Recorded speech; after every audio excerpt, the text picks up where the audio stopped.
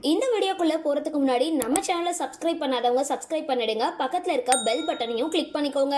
வாங்க வீடியோக்குள்ள போகலாம். நடிகர் விஷால் நடிப்புல வெளியான தாமிரபரணி திரைப்படம் மூலமா பானுவா பலருக்குமே பரிச்சயமான நடிகை முக்தா நீண்ட இடைவெளிக்கு அப்புறம் பட்டுப்புடவையில அசத்தல் போஸ் கொடுத்து தற்பொழுது வெளியிட்டிருக்க காணொளி இணையதளத்துல வைரல் ஆகிட்டு வருது.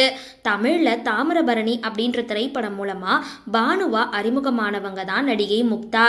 கேரளாவை சார்ந்த இவங்களோட இயற்பெயர் எல்ஜா ஜார்ஜ். மலையாளத்துல முன்னணி நடிகையா இருக்கிற இவங்க தமிழ்ல ஒரு சில திரைப்படங்கள்ல மாத்திரமே நடிச்சிருந்தாலும் தனக்கென ஒரு தனி ரசிகர்கள் பட்டாளத்தையே உருவாக்கி வச்சிருக்காங்க. முக்தா அப்படின்றது திரைத்துறைக்கு வந்த அப்புறம் இவங்களுக்கு சூட்டப்பட்ட பெயர். கடந்த 2005 வெளியான ஒரு மலையாள திரைப்படம் மூலமா திரையுலகில் தன்னோட கலை பயணத்தை தொடங்கி இருந்தாங்க.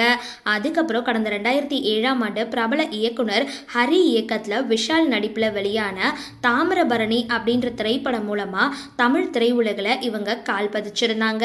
அதுக்கப்புறம் இவங்க தொடர்ச்சியா தமிழ் திரைப்படங்கள்ல நடிச்சுட்டு வந்தாலும் இவங்களுக்கு அப்படின்னு ஒரு நல்ல வரவேற்பு கொடுத்த திரைப்படம் அப்படின்னா அது கடந்த 2015 வெளியான ஆர்யா மற்றும் சந்தானத்தோட வாசுவும் சரவணனும் ஒன்னா படிச்சவங்க அப்படின்ற திரைப்படம் தான். கடைசியா தமிழ்ல கடந்த 2017 வெளியான சகுந்தலாவின் காதலன் அப்படின்ற திரைப்படத்துல நடிச்ச நடிகை முக்தா அதுக்கப்புறம் பெரிய அளவில் எந்த திரைப்படங்கள்லையும் நடிக்கல. கடந்த 2015 ரிங்கி டாமி அப்படின்றவங்களை காதலிச்சு திருமணம் செஞ்சுக்கிட்டாங்க. தற்பொழுது குடும்ப வாழ்க்கையை சந்தோஷமா கழிச்சிட்டு வராங்க. மலையாள மொழிகள்ல அவ்வப்பொழுது திரைப்படங்களை நடிச்சிட்டு வர முக்தாவுக்கு ஒரு அழகான மகள் இருக்காங்கன்றதும் குறிப்பிடத்தக்கது.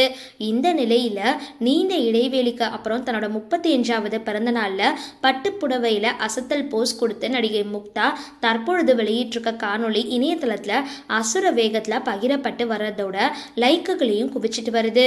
சரி, இந்த வீடியோ பத்தின உங்களோட கருத்துக்களை கீழே கமெண்ட் பாக்ஸ்ல போஸ்ட் பண்ணுங்க.